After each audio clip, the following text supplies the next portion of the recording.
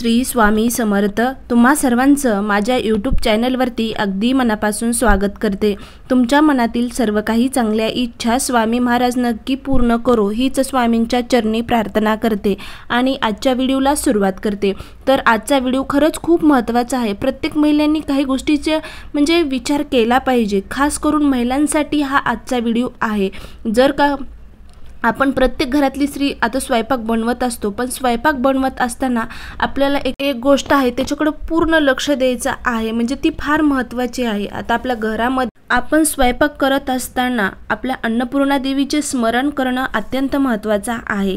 कारण अन्नधान्याची देवता म्हणून अन्नपूर्णा देवीला म्हणजे मानलं जातं। तर आपल्या घरामध्ये आपण ज्यावेळेस स्वयंपाक करत असतो त्यावेळेस अपशब्द कधीही चुकूनही तुमच्या तोंडातून निघू नये, म्हणजे याची काळजी घेणं अत्यंत महत्त्वाचं आहे। त्याचबरोबर लोकांची निंदा करणे, तुम्ही स्वयंपाक बनवत आहात आणि तुम्ही लोकांची जर निंदा करत असाल तर ते अन्न दूषित होतं।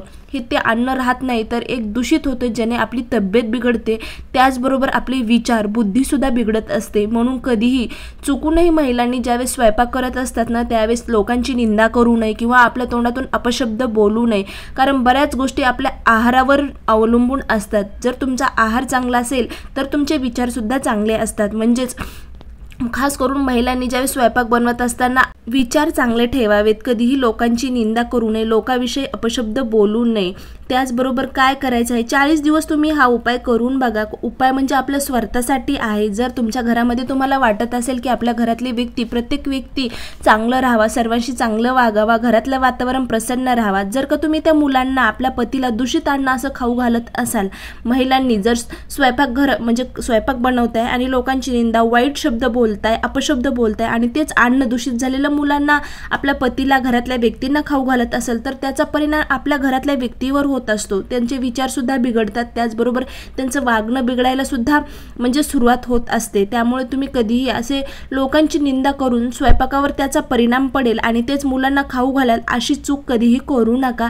त्याचबरोबर तर ही गोष्ट फक्त घरातली महिलाच करू शकते, कारण घरातली महिला ही घरातली लक्ष्मी असते। त्याचबरोबर कारण घरातली महिला ही म्हणजे सर्वांसाठी जेवण बनवत असते, ती सगळ्यांसाठी म्हणजे करत असते। पण आपल्या घरातल्या सुखी कुटुंब राहण्यासाठी ही गोष्ट करणं अत्यंत महत्त्वाचं आहे। तर काय करायचं आहे, तर घरातल्या प्रत्येक महिला ही लक्ष्मीच असते, वेगवेगळी शक्ती तिच्यामध्ये असते। पण घरातली सकारात्मक शक्ती टिकून ठेवण्यासाठी, सगळ्यांना चांगल्या विचाराशी जोडण्यासाठी आपल्याला नित्य नियमाने ज्यावेळेस आपण स्वयंपाक करत असतो, स्वयंपाकघरामध्ये असतो, त्यावेळेस अन्नपूर्णा देवीचा मंत्र म्हणा किंवा श्री स्वामी समर्थ किंवा रामकृष्ण हरी, ओम नमो नारायण, असं 40 दिवस कोणताही एक मंत्राचा जप तुमच्या तोंडातून निघायचा आहे। त्याचा प्रभाव जर त्या अन्नावरती पडला तर ते अन्न न राहता एक प्रसाद तयार होईल आणि तो तुमच्या मुलांना पतींनी खाल्ला तर नक्कीच त्यांच्या बुद्धीमध्ये फरक पडेल। म्हणजे त्यांच्या मनामध्ये जर ते अन्न खाऊन काही वाईट विचार येत असतील, दूषित अन्न झालेलं, तर तुम्ही जर असं चांगलं अन्न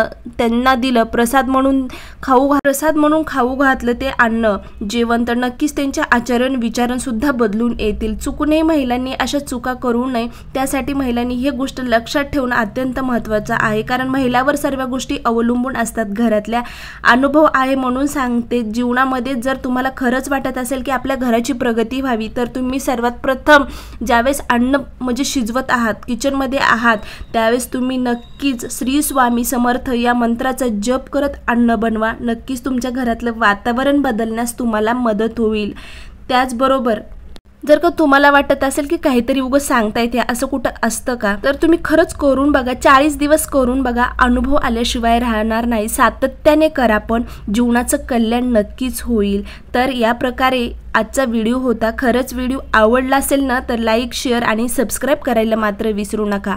कमेंटमध्ये नक्की लिहा श्री स्वामी समर्थ, जय जय स्वामी समर्थ, अवधूत चिंतन, श्री गुरुदेव दत्त, रामकृष्ण हरी।